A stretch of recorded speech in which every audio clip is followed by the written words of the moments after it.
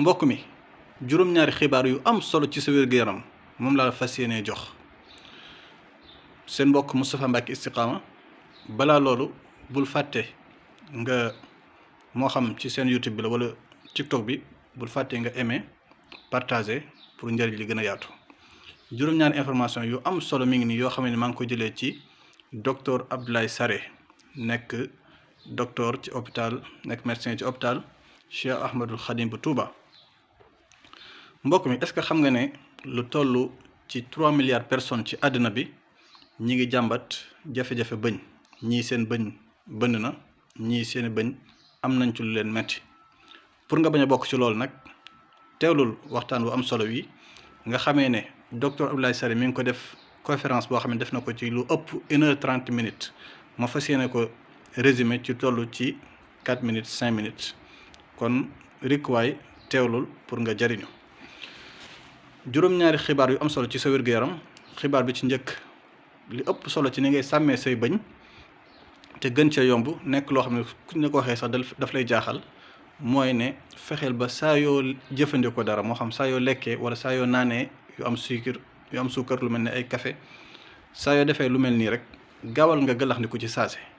gëlaxndiku boobu lu yomb la waaye dafa am solo lool ci sàmm say bëñ ndax day tax mboolem lu jàppoon ci bëñ bi loo xam ne mënoon na faa yàgg ba andi fa loraange da koy dégager. kon loolu mooy information bu njëkk, xibaar bu njëkk bi ci ni ngay sàmmee say bëñ. ñaareelu xibaar bi mooy bul bokk ci njuumte loo xam ne ñu bari dañ koy def. ñu bari dañoo jàpp ne heure bi gën ci borosu mooy soo yewwoo. déedéet, heure bi gën ci borosu mooy sooy tëdd guddi gi nga borosu moo gën. su fekkee ne mën ngaa def ñaar yëpp soo yewwoo ak sooy tëdd nga def ko. soo ko mënul nag benn yoon nga mën fexeel ba sooy tëdd nga borosu moo gën. li waral lool mooy guddi gi sa gémmiñ du produire ay tuflit yu bari. tuflit yooyu nag suñu borom da ko def dafa am solo lool mu bokk ci liy sàmm sa ay bëñ te guddi gi liñ ciy produire du bari. ñaare ba itam guddi gi comme soo tëddee te borosu woo amaana am na yu nekk sa bëñ sa gémmiñ ay doomu jàngoro yoo xamee ne comme guddi gi sa gémmiñ du produire lu bari ci ay tuflit doo galaxndiku da ngay nelaw doomu jàngoro yooyu ci lañuy profité nag yàq say bëñ mooy war yii di bën nag yii di am yeneen jafe-jafe. waaye su fekkoon ne bi ngay tëdd borosu nga mën ngaa mucc ci loolu. su dee bëccëg gi nag li ngay produire ci ay tuflit ak dina bari ak amaana yaa ngi galaxndiku mooy waral doomu jàngoro yi mën nañoo bañ a am occasion pour yàq say bëñ. kon li ëpp solo mooy booy tëdd borosul waaye bul loolu bu ko sàggane. ñetteel information mooy nga bàyyi mooy tandiku cure-dent docteur Abdoulaye Sarré nee na baaxut ci ay bëñ, day yàq bëñ.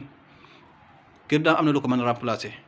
cure-dent li ñuy jëfandikoo nii am yu nekk sa diggante bëñ yi am na lu ko mën a remplacer te mooy li ñuy wax brossette interdentaire. pharmacie yi xam nañ ko. nga wut loolu moo gën. su fekkee nag amoo benn solution nag bu dul cure-dent nga doo ko jëfandikoo cure-dent waaye cure-dent daal gënut, xamal ne mën naa yàq bëñ. kon bi ci topp ñeenteel information yu am solo mooy fexeel ba saa yoo buddi bëñ bu ko gaaw a def. xamal ne mooy nekk dernière solution. tant que faju mi ngi mën a am rek bul buddi waaye soo demee ba mënta ñàkk ba nga buddi nag saa yoo buddee rek gaawal nga poosé waat ko ci saasi.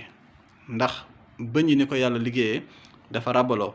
bari waa na kuy buddi day continuer di buddi rek ba keroog bëñam yi di jeex. loolu li ko waral mooy soo ko poosé wut bëñ yi ni ko yàlla liggéey dafa ràbbaloo mooy bëñ day fekk moromam mën ngaa dem ba ñàkk ay bëñ. loolu mooy ñeenteel information. juróomeel information mooy pâte dentifrice soo koy jëfandikoo mën ngaa def tuuti rek lu tolloog doomu petit pois waaye soo xoolee publicité yi ni ñu koy defee jël benn boros duy ko ba mu fees loolu dañ leen bëgg a nax rek bëgg ngeen gaaw jeexal pâte bi ba jëndaat waaye pâte moom soo defee tuuti rek doy na.